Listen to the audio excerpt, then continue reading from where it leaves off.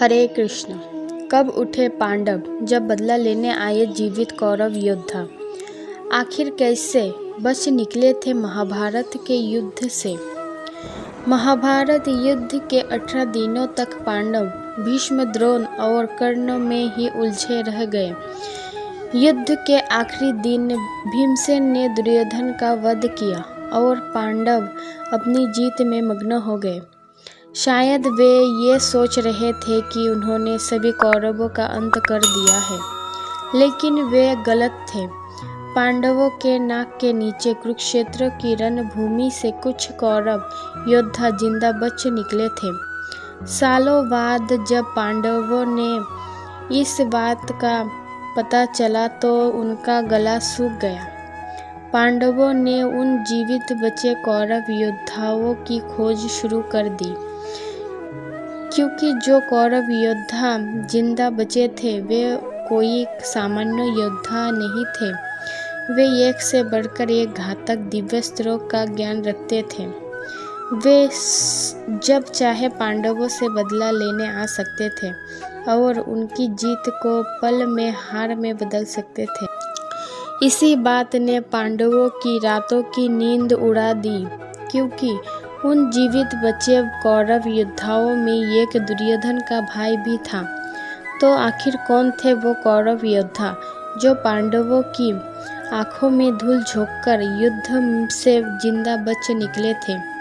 आइए जानते हैं कौन थे ये कौरव।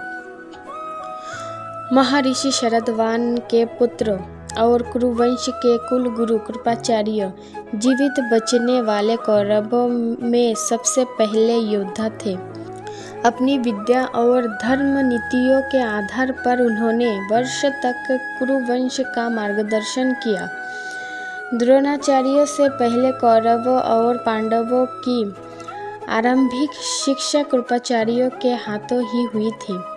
कृपाचार्यों के दादा महर्षि गौतम सप्त ऋषियों में से एक थे और उनके पिता महर्षि शरद्वान की धनुर्विद्या से देवराज इंद्र भी भय खाते थे।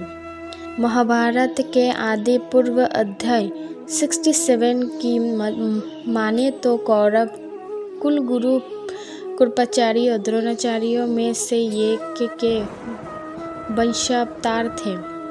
देवी भागवत के अनुसार कृपाचार्य मरुतों में से एक का वंशावतार थे।